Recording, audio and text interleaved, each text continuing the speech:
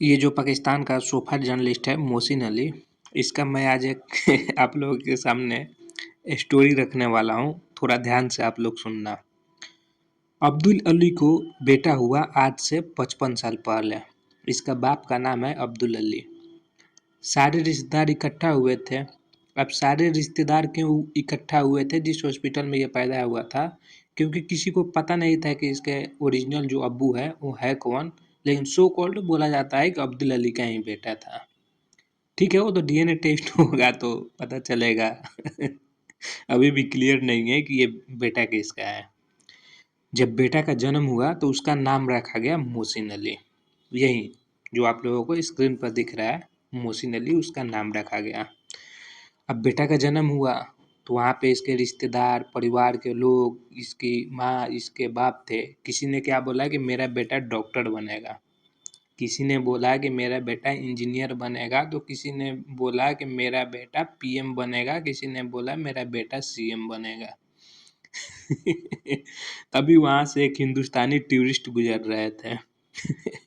उसके चेहरा देखते ही वो समझ गए, भविष्यवाणी कर दिए कि तेरा बेटा या तो भिखारी बनेगा और नहीं तो किसी का पीए बनेगा, चपरासी बनेगा, प्यून बनेगा। और उस हिंदुस्तानी की बद्दुआ इसको लग गई। मैं अब ये बात क्यों कर रहा हूँ, आप लोगों के सामने प्रूफ करने वाला हूँ। उस हिंदुस्तानी टूरिस्ट ने बोला था कि ये भिखारी बनेगा, तो ये बात तो बिल्कुल सत्य हो गया। कैसे? क्योंकि इसने यूट्यूब पर बैठकर हिंदुस्तानियों से सुपर चैट के रूप में ज़कात लिया है, खैरात लिया है। सिर्फ सुपर चैट के रूप में ही नहीं, इंडियन एनआरआई से मुख्तलिफ बहाना बनाकर, कभी गाड़ी में पेट्रोल डलवाना है, कभी बीबी का कैंसर का दवा लेना है, तो कभी हसन का चिकन लाना है, ये बहाना बनाकर उनसे पैसे लेता था अपने अकाउंट में। ये बात हर किसी को पता है, जग जाहिर सी बात है, इसमें कोई झूठ नहीं है। तो उनका ये पहला प्रेडिक्शन, पहला जो भविष्यवाणी था उनका सही हो गया। उनका यह पहला भविष्यवाणी सही हो गया। अब दूसरा भविष्यवाणी जो किए थे कि ये किसी का चपरासी बनेगा, नहीं तो प्यून बनेगा।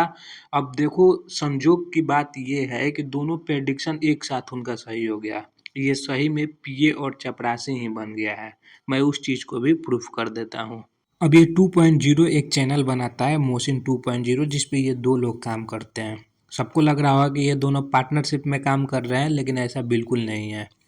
ये जो रेड टी शर्ट वाला है, इसको देखना, सिर्फ सुबह और शाम अवेलेबल होता है, और फिर जो जनरल शिफ्ट होता है 9 से 5 या 9 से 6, ये नौकरी करने चला जाता है। और जब ये नौकरी करने चला जाता है तो इसका चैनल कौन हैंडल करता है? इसका पर्सनल असिस्टेंट मोहसिन अली। इसने इसको नौकर रखा है कि मैं जब जॉब करने जाऊंगा तुम एक आध शो बना देना, और मेरे हिसाब से शो बनाना, अपने हिसाब से नहीं बनाना। मोहसिन अली अपना शो बनाता है तो क्रिकेट से हटकर गाली गलौज या कमेंट सेक्शन भी रीड करता है, लेकिन जब भी इसके चैनल पर बैठता है तो ना ही कमेंट पढ़ता है, ना ही गाली देता है, और बोलता भी है कि ये मेरा चैनल नहीं है, इसलिए मैं यहाँ ये सब नहीं कर सकता। बेटा, हम सबको पता है कि मोहसिन एजाज ने तुमको peon as a personal assistant रखा है। इससे पहले रिजवान हैदर भी तुमको पर्सनल असिस्टेंट रखा था, खुद ट्रिप करने जाता था और तुमको बोलता था कि मेरा चैनल संभालो। पूरे दिन ये जॉब करता है और तुमको बोलता है कि मेरा तुम चैनल संभालो। शर्म नहीं आता है सोफा पर बैठे बैठे तुमको? अब इसी को लेकर एक देखो, भाई ने सुपर चैट भी किया। भाई ने देखो सुपर चैट में क्या लिखा है, take early with you, not good sitting on sofa 24 hours. लेकिन मोहसिन 2.0 पर इस सुपर चैट को मोहसिन एजाज ने इग्नोर कर दिया। क्यों इग्नोर कर दिया? क्योंकि मोहसिन ये पढ़ लेगा तो सोफा से उठ के भाग भी सकता था कि नहीं भाई, ये तो लोग भी समझ गए हैं कि मैं इसका नौकर की तरह काम कर रहा हूँ, मैं भी चाहता हूँ कहीं बाहर घूम लेता हूँ, भले जॉब करूँ या ना करूँ। आजकल वैसे भी एम्प्लॉयज़ मिलना और ऐसे वफ़ादार एम्प्लॉयज़ मिलना काफ़ी मुश्किल है। तो बेटा, कभी सोफ़ा से बाहर निकलो, खुद जॉब करने जा रहा है और तेरे को बोल रहा है कि मेरा चैनल हैंडल करो। इस कदर तुम नीचे चले गए हो अब। हमको भी उम्मीद नहीं था कि इतना तुम गिर जाओगे। ये हैं पाकिस्तान के सबसे बड़े journalist with 35 year plus experience. और काम किसके अंदर में करते हैं? जिसके पास जर्नलिज्म का 10 साल का एक्सपीरियंस है। लानत है तेरे पे। अब ये सोफा जर्नलिस्ट अपने चैनल पर हर रोज विक्रांत गुप्ता को गाली देता है कि इस्लाम का मजाक उड़ा रहा है, इस्लाम का मजाक उड़वा रहा है। भाई तुम जिसके साथ डेली उठते हो, बैठते हो, शो करते हो, जो तुम्हारा पार्टनर है, एक तरह से जो तुमको नौकर जो रखा है, जिसके अंदर में तुम काम करते हो, ये खुलेआम ये सब काम कर रहा है। ये क्या इस्लाम में हराम है या हलाल है, ये चीज़ केवल बताना। मुझे तो उतना नॉलेज नहीं है, लेकिन ये मुझे पता है कि ये भी इस्लाम में हराम ही होगा।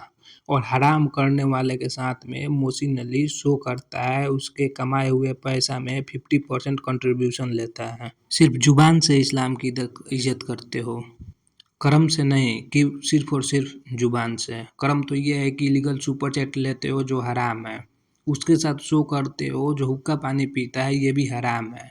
काम सारा हराम वाला करो, लेकिन जुबान पे रखो कि हम हलाली हैं, हम हलाली हैं। कैसे तू हलाली हुआ मोरे भाई? इंडिया से ज़कात लेना हलाल है क्या? इंडियन से ज़कात लेना हलाल है? अपने चैनल पर सुपर चैट्स में जो भिक्षा लेते हो, ये क्या हलाल है या हराम है? ये बताओ ना। टेबल पर बैठकर, चेयर पर बैठकर सिगरेट की छलिया उड़ाते हो, तुम्हारा भी तस्वीर है मोहसिन अली, वो हराम है या हलाल है? तो बेटा हलाल और हराम का पाठ हम लोगों को ना पढ़ाओ, इतना तो हम लोग जानते हैं कि हरामी तुम भी हो, हलाली तुम भी नहीं हो। हरामी तुम भी हो, हलाली तुम भी नहीं हो। केवल मुँहज़ुबानी इस्लाम की इज़्ज़त करने से इस्लाम का इज़्ज़त नहीं हो जाता है मोरे भाई। वो कर्म करो लोगों को दिखे। कर्म तो सारा कर्म तुम्हारा हरामी वाला है, लेकिन खुद को हलाली बताते हो।